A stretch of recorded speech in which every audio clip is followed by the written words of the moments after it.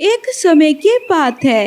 एक हरी भरी जंगल के बीच एक आम का बड़ा और फलदार पेड़ था। उस पेड़ पर ढेर सारे आम लगे हुए थे जो मीठे रसीले आम थे और पूरे जंगल में मशहूर थे। सभी पक्षी उस पेड़ से प्यार करते थे और बारी बारी से उसमें से फल खाते थे।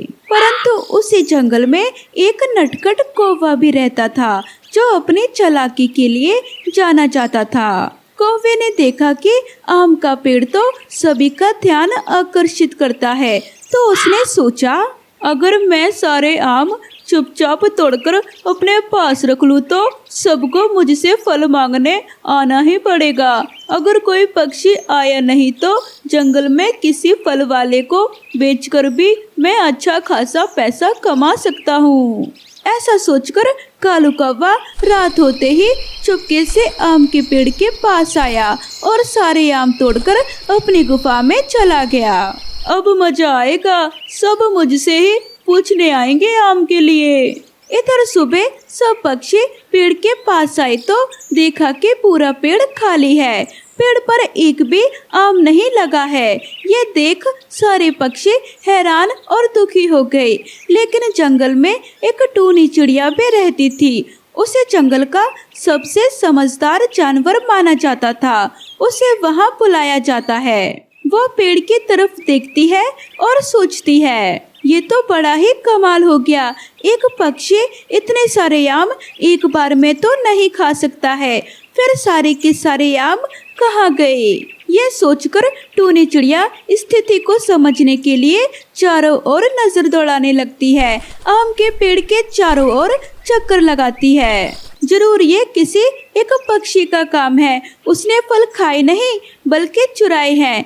जरूर इसके पीछे उस पक्षी का कोई घटिया मकसद है। टूनी चिड़िया ये सोच रही थी कि उसने किसी पक्षी के पैरों के निशान देखे जो पेड़ से किसी और जा रहे थे। तब वो मिट्ठू तोते से पूछती है, अरे मिट्ठू तोता, जरा यहाँ देखो तो ये किसके पैरों के निशान हो सकते हैं?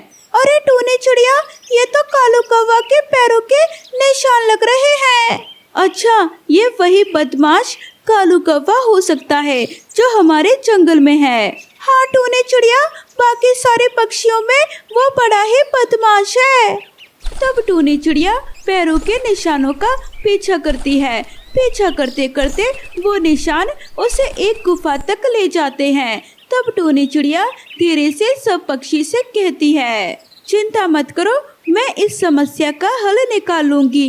बस तुम सब एक प्लान में मेरा साथ दो। टूनी चिड़िया गुफा के पास गई और जोर से बातें करने लगी। अरे सुनो सुनो, जो भी पक्षी इस गुफा में रहता है, क्या तुमने सुना? जंगल के आम के पेड़ से सारे आम किसी ने चुरा लिए हैं। इसलिए जंगल के राजा गिद्ध ने कहा है कि वो जल्द ही एक जादूगर से मिलके फलों के चोर के बारे में जान जाएंगे और उसे सबके सामने फांसी की सजा दी जाएगी।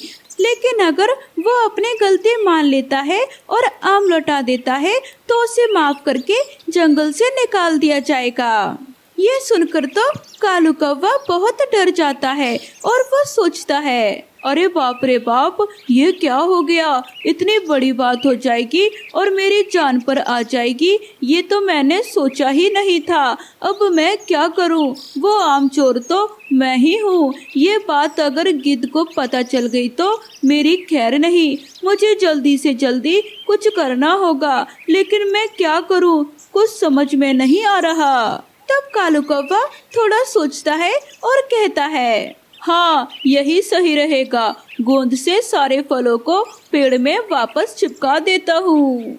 ये कहकर कालू कौवा जल्दी जल्दी सारे आम गुफा से बाहर निकालता है और एक बाल्टी में गोंद लेकर पेड़ पर जाकर चिपकाने की कोशिश करता है। लेकिन एक बार टूटे हुए फल आखिर कैसे वापस पेड़ पर चिपक जाएंगे? कालू कौवा बहुत कोशिश करता है उन्हें चिपकाने की, लेकिन वो चिपकते ही नहीं हैं।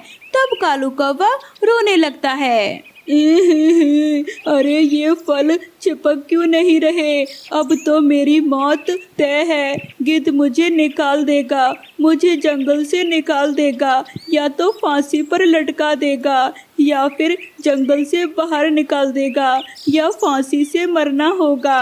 अब मैं क्या करूं? कालू कौवा थका हारा पेड़ के नीचे बैठा था। तभी वहाँ एक ब्लैकबर्ड आती है और वो कहती है, अरे कालू, सारे फलों को यहीं पेड़ के नीचे छोड़ दे और वापस अपने पेड़ पर चला जा, और ऐसे रहना कि जैसे कुछ हुआ ही नहीं, किसी को पता भी नहीं चलेगा। अरे वाह ब्लैकबर्ड, तूने सही वक्त पर आकर मेरी जान बचा ली। तुम्हारा बहुत बहुत धन्यवाद दोस्त। ये सुनकर कालू कौवा सारे फलों को वही पेड़ के नीचे छोड़कर चला जाता है। लेकिन दूसरे दिन टूनी उसी ब्लैकबर्ड के साथ कालू कौवे के पास जाती है। कालू कौवा पेड़ पर आराम से बैठा था।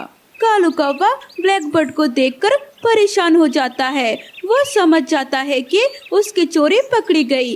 तब टुनटुनी चिड़िया कहती है, सुनो कालू कौवा, नीचे आ जाओ। ये शुरुआत में ही गलती नहीं की होती तो डरने की जरूरत नहीं होती।